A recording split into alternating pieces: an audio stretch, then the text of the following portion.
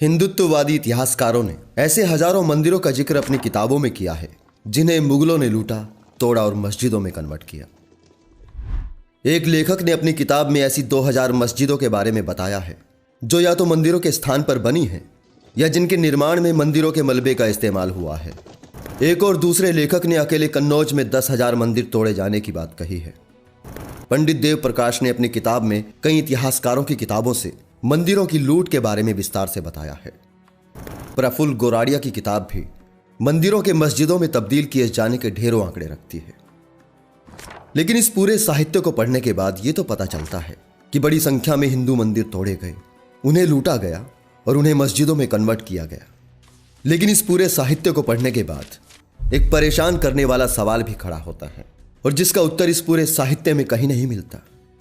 वो सवाल है कि हिंदू जो बड़ी संख्या में थे और जिनके शौर्य की गाथाएं गाते हुए आज के अतीतवादी हिंदू नहीं थकते, उन सब के होते हुए ये सब कैसे हो गया?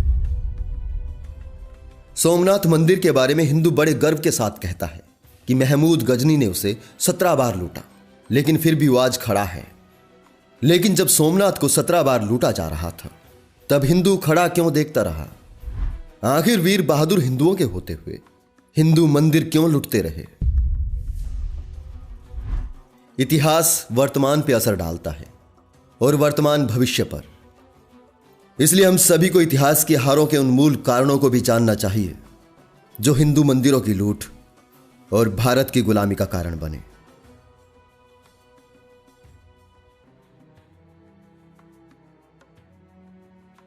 हिंदू मंदिरों के ध्वस्त किए जाने के पीछे अधिकतर थ्योरी यह दी जाती है कि मुगलों ने मूर्ति पूजा से नफरत के चलते हिंदू मंदिरों पर आक्रमण किए थे। हालांकि यह भी सच है कि इस्लाम में मूर्ति पूजा का विरोध होता है और कुरान भी मूर्ति पूजा को जहन्नुम की आग कहता है। लेकिन इस्लामिक हमलावरों का हिंदू मंदिरों पर आक्रमण का यह पहला कारण नहीं था। वास्तव में पहला कारण था भारत के मंदिरों की अमीरी। भारत की बहुसंख्यक जनता बेशक हर कालखंड में गरीब रही है, लेकिन भारत के मंदिर किसी भी कालखंड में गरीब नहीं रहे। हिंदू मंदिरों में हीरे जवाहरात, सोने और चांदी के ढेर लगे रहते थे। उसी दौलत की चमक ने मुगलों को आकर्षित किया था। मंदिरों को तोड़कर मस्जिदें बनाना बाद की बातें हैं। असल में तो वो भारत में लूटने ही आए थे, और लुटेरे लूटने ही आते हैं, कोई वजीफे बांटने नहीं आते। अपने देव और मंदिर की उन्हें ही रक्षा करनी होती है जिनके वे देवता और मंदिर होते हैं। कोई देवता या मंदिर अपनी किसी अलौकिक शक्ति से किसी आक्रांता को रोकने के लिए कुछ नहीं करता। ना तो वो कोई तूफान लाता है, ना बिजली गिराता है, ना ही वो किसी को अंधा करता है। हिंदू मंदिरों की रक्षा करने का जिम्मा हिंदुओं का ही था। लेकिन हिंदू अपने देवताओं और मंदिरों की रक्षा क्यों नहीं कर सके? इसका पहला कारण था हिंदुओं के शास्त्र और उनके अंधविश्वास।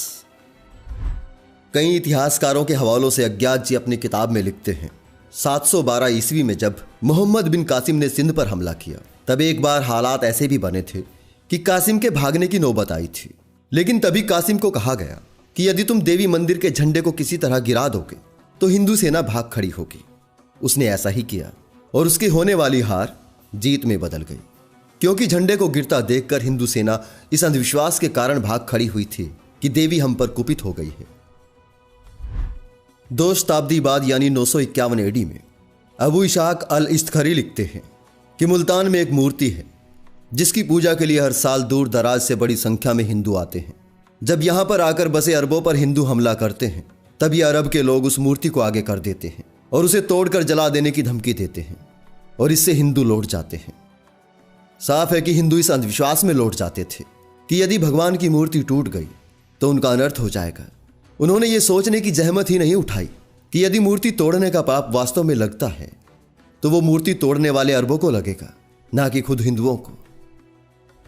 हिंदुओं के अंधविश्वास का इससे भी बड़ा उदाहरण सोमनाथ पर हुए हमले के दौरान मिलता है। 1026 एडी में जब महमूद गजनवी सोमनाथ पर हमले के लिए उस ओर जा रहा था, तब रास्ते में हिंदू सेनाओं ने इस अंधविश्वास के चलते हथियार डाल दिए कि सोमनाथ शहर में सोमनाथ से आशीर्वाद प्राप्त जो सेना तैनात है वो महमूद और उसकी संपूर्ण सेना का संहार कर देगी। जब महमूद सोमनाथ शहर में पहुंचा तो वहां हजारों सैनिक और दूसरे हिंदू खड़े थे, परंतु उन्होंने इस अंधविश्वास में कि सोमनाथ भगवान खुद हमारी रक्षा करेंगे और दुष्टों को पल भर में ही भस्म कर देंगे, उन्होंने न तो शहर की रक्षा के लिए कुछ किया और ना ही कोई युद्ध योजना बनाई। इतिहासकार इब्न असीर के हवाले से अज्ञात जी लिखते हैं कि लोग किले की दीवारों पर बैठे इस विचार से खुश हो रहे थे कि ये दुस्साहसी मुसलमान अभी चंद मिनटों में नष्ट हो जाएंगे। वे मुसलमानों को बता रहे थे कि हमारा देवता तुम्हारे एक एक आदमी को नष्ट कर देगा। लेकिन जब महमूद की सेना ने नरसंहार शुरू किया तब हिंदुओं का एक समूह दौड़ता हुआ मंदिर की मूर्ति के सामने धरती पर लेटकर उससे विजय की प्रार्थना ही करने लगा। हिंदुओं के ऐसे दलों के दल मंदिर में प्रवेश करते जिनके हाथ गर्दन के पास तक जुड़े होते, जो रो रहे होते और बड़े भावावेशपूर्ण ढंग से सोमनाथ की मूर्ति के आगे गिड़गिड़ाकर प्रार्थना ही कर रहे होते। फिर वे बाहर आते और मारे जाते। यह क्रम तब तक चलता रहा जब तक वहां मौजूद हर हिंदू मारा नहीं गया। इस तरह अंधविश्वास ने लगभग 50,000 हिंदुओं के सर कटवा दिए, लेकिन मुकाबला एक ने भी नहीं किया। डॉक्टर रामविलास शर्मा के हवाले से अज्ञात जी लिखते हैं कि जब सोमनाथ पर महमूद ने हमला किया उस वक्त हिंदू से हमला ना मानकर यह समझ रहे थे कि महमूद ने दूसरी जगह मूर्तियां तोड़ी हैं और इसलिए भगवान सोमनाथ ने महमूद को यहां आने के लिए मजबूर किया है, वो उसका नाश कर देंगे। इस बात पर टिप्पणी करते हुए शर्मा ने आगे लिखा है, इस तरह के अंधविश्वासों के लिए संस्कृति के सूत्रधार जिम्मेदार थे। राजा लड़ा नहीं, भाग खड़ा हुआ। जनता हथियार चलाना नहीं जानती थी। हमलावरों के जो मन में आया वो किया। सोमनाथ के मंदिर में जितनी अथाह संपदा थी वैसे ही अथाह जनता का अंधविश्वास भी था। लेकिन कोई पंडा, पुरोहित, पुजारी ये कैसे सह सकता है कि उसके सदियों से चले आ रहे कमाई के साधन आम लोगों के सामने इस कदर फेल होकर रह जाएं? क्योंकि कमाई के इन साधनों से आम जनता का विश्वास उठ जाने का मतलब था पंडे पुरोहितों की जीविका के परंपरागत साधनों का खत्म हो जाना। इसलिए उन्हें जरूरत थी एक ऐसे बहाने की जिससे लोगों का यंत्रों तंत्रों और देवी शक्तियों में विश्वास बना रहे। स्वार्थी ब्राह्मणवाद ने जल्दी ही एक पलायनवादी शॉर्टकट रास्ता खोज निकाला और घोषणा कर दी कि हमारे धर्म, हमारे पूज्यों और पूजा स्थानों का जो ये अपमान हो रहा है ये तो होना ही है, इसे कोई नहीं रोक सकता। ये समय का चक्र है जो खुद भगवान के इशारे पर चल रहा है। ये कलयुग का प्रभाव है। इसी कारण मंत्र तंत्र सफल नहीं हो पाए।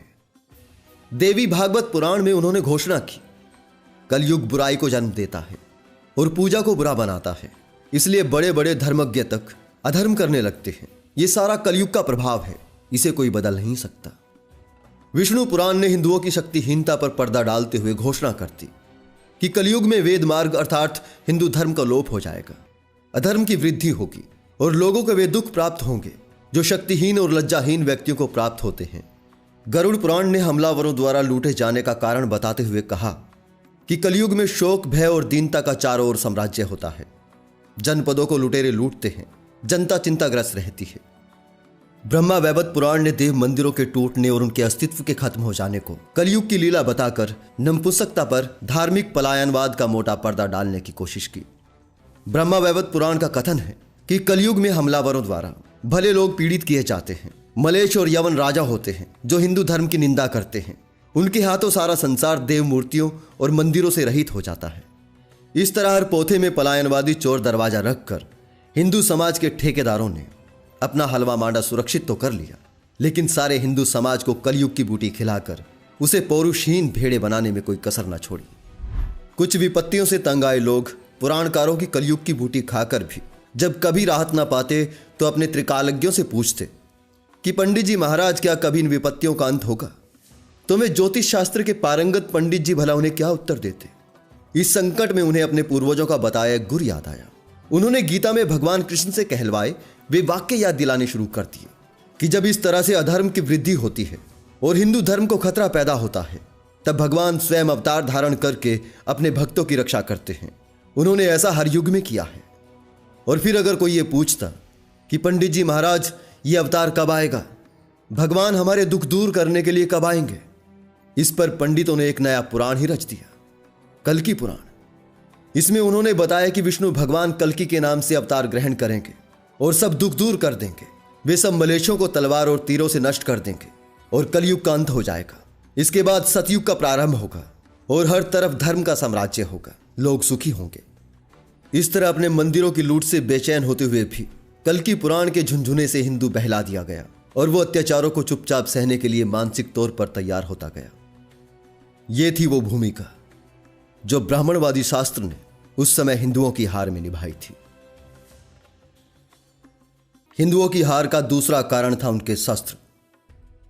11वीं सदी की शुरुआत में एक विदेशी यात्री अलबेरू ने भारत की ज्योतिष विद्याओं की चर्चा सुनकर ज्ञान अर्जित करने के लिए भारत आया था, लेकिन हिंदुओं के व्यवहार ने उसे अचरज में डाल दिया। 1030 एडी में अलबेरूनी ने अपने समकालीन हिंदू समाज पर टिप्पणी करते हुए लिखा था, हिंदुओं का यह विश्वास है कि उनके अपने देश के समान कोई देश, उनकी जाति के समान कोई दूसरी जाति, उनके सम्राटों के समान कोई दूसरा सम्राट और उनके धर्म के समान कोई दूसरा धर्म और उनकी विद्या के समान कोई दूसरी विद्या नहीं है।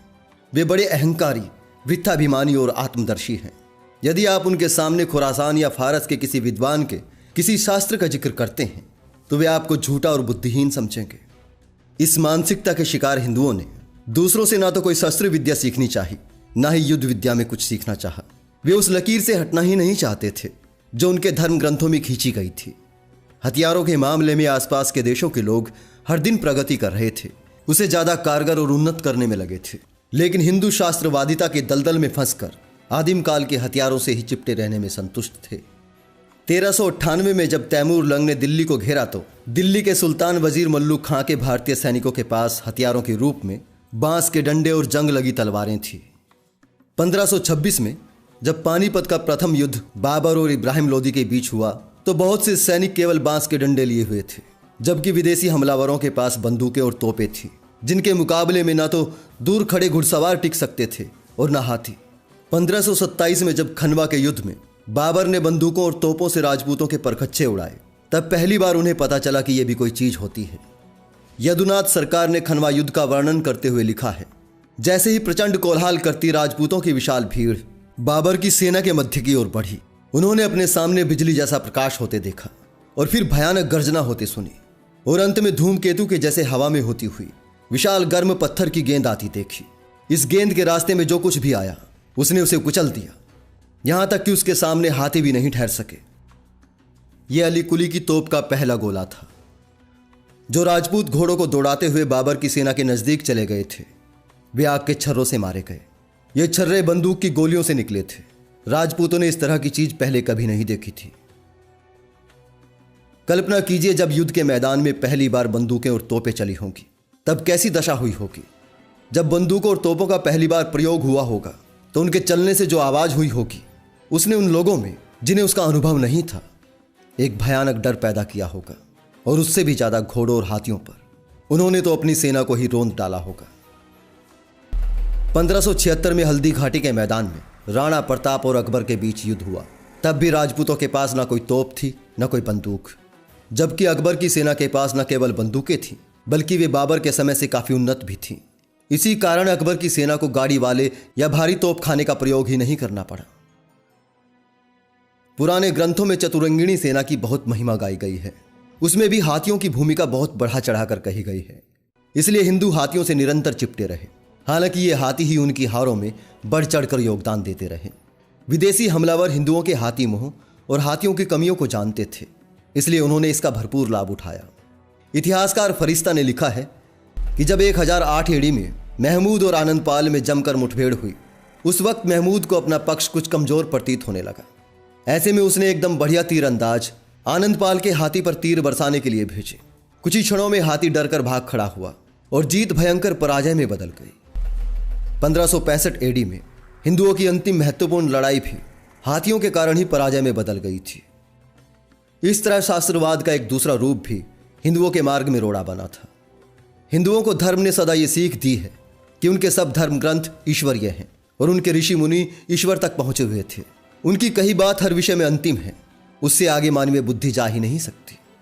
महाभारत के विषय में तो आज तक हम गाते फिरते हैं कि जो कुछ इसमें है वो शायद दुनिया में कहीं और मिल जाए, परंतु जो इसमें नहीं है वो दुनिया में कहीं भी नहीं मिल सकता।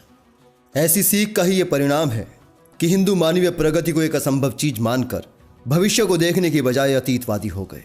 उन्होंने अपने दिमागों की खिड़कियां और दरवाजे बंद कर लिए। उन्हें इस बात से कोई सरोकार नहीं था कि मध्य एशिया के लोग सामाजिक तौर पर और युद्ध शस्त्रों में कितनी उन्नति कर रहे हैं। उन्हें यह पूर्ण विश्वास था कि वे सब कुछ जानते हैं और उन्हें कोई कुछ सिखा ही नहीं सकता। इस तरह हिंदुओं के पुराने ढर्रे की शस्त्र विद्या ने उनकी हार में एक बड़ी भूमिका निभाई।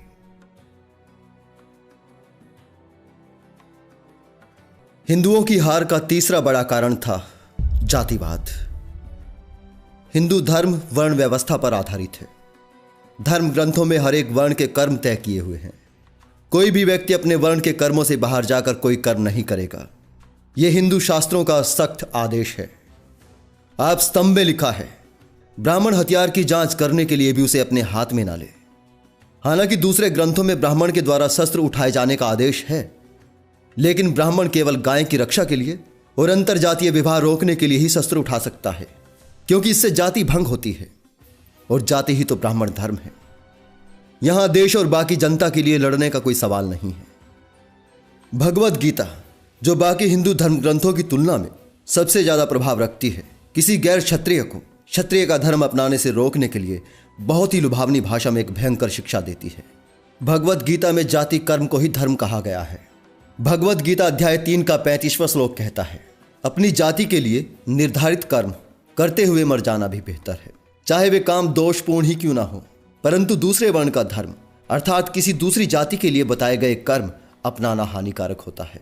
और यही बात विस्तार से 18वें अध्याय के 45वें श्लोक से 48 तक आती है। अपने वर्ण जाति का निश्चित हुआ कर्म यदि वैसे बुरा भी हो तो भी उसी में कल्याण है। दूसरे वर्ण का कर्म यदि आप भली प्रकार भी कर सके तो भी नहीं अपनाना चाहिए। हे अर्जुन, अपने वर्ण के काम यदि दोषयुक्त भी हों तो भी उन्हें छोड़ना नहीं चाहिए। इस तरह धर्म ग्रंथों के आदेश और जाति कर्म के बंधन तोड़ना किसी भी जाति के लिए पाप था। तो ब्राह्मण खुद शस्त्र नहीं चला सकता था, वैश्य के लिए शस्त्र वर्जित था। जनसंख्या का बहुत बड़ा हिस्सा, ब्राह्मणों, क्षत्रियों और वैश्यों की कुल जनसंख्या से भी कई गुना बड़ा हिस्सा शूद्र था और उसके लिए शास्त्र और शस्त्र उठाना मना था। तो कोई भी धर्म भीरू हिंदू ऐसा काम कैसे कर सकता था जो शास्त्र के विरुद्ध हो, जो नरक में ले जाने का साधन हो और परलोक को बिगाड़ने वाला हो। ऐसे में बचे थे केवल मुट्ठी भर क्षत्रिय, उनमें भी आदि क्षत्रियां और कुछ बच्चे और बूढ़े।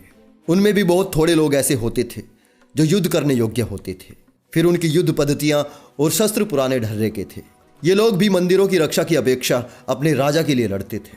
लेकिन दूसरी ओर के सैनिक ऊंच नीच की भावना से परे मिलकर लड़ते थे, जिनके सामने मुट्ठी भर हिंदू सैनिक टिक नहीं सके। कुल मिलाकर हिंदुओं की सदियों तक की गुलामी और पराजयों की लंबी दास्तान का कारण हिंदुओं का जड़ हुआ धर्म है और उसके प्रति यह आस्था कि यह दुनिया का सबसे श्रेष्ठ धर्म है।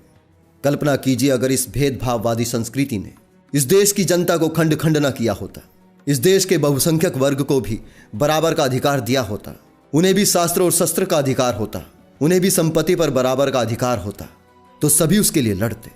तब क्या मजाल थी कि कुछ मुट्ठी भर आक्रांता यहां से एक कंकर भी उठाकर ले जाते। गनीमत है आज हमारा देश किसी धर्म के विधान से नहीं, संविधान से चलता है। संविधान लोकतांत्रिक तरीके से सबको समान अधिकार देता है। आज हमारे पास जल सेना, थल सेना और वायु सेना सब कुछ है, जहां किसी भी प्रकार की कोई धार्मिक पाबंदी नहीं है। इसलिए देश काफी हद तक सुरक्षित है। लेकिन साथ ही एक दुख की बात है, देश के अंदर वही सब कुछ चल रहा है जो यहां सदियों पहले चलता रहा है। आज भी उसी तरह बड़े बड़े पांडालों में बैठे पंडित चमत्कारों की बात करते हैं, देवी देवताओं की शक्ति से दुश्मनों को भस्म कर देने की बात करते हैं और उसी हिंदू राष्ट्र की मांग करते हैं जिसके इतिहास में हिंदू सदा पिटता रहा और लुटता रहा। जरा ठहर कर एक बार सोचेगा जरूर, क्या हमने अपने अतीत की गलतियों से कुछ सीखा है?